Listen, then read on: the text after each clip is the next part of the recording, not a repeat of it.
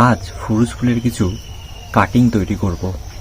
তার জন্য প্রথমে কিছু শক্ত 1 বছরের ডালকে বিবেচনা করে নিয়েছি এবং এই ডালগুলোর যে নিচের অংশটিকে সেটা হালকাভাবে ছুলে নিয়েছি। এখন সেই হালকা ছোলা অংশটিকে আমি রুট হরমোনে লাগিয়ে রাখবো কিছুক্ষণের জন্য, শুকনো হতে দেব। তো রুট হরমোনটিকে জাস্ট নিচের অংশতে লাগালাম আর এটাকে সাইডে রেখে দিচ্ছি। এখন শুকিয়ে যাওয়া ডালগুলোকে নিয়ে শুকনো মাটির মধ্যে এগুলোকে আমি পুঁতে দেব।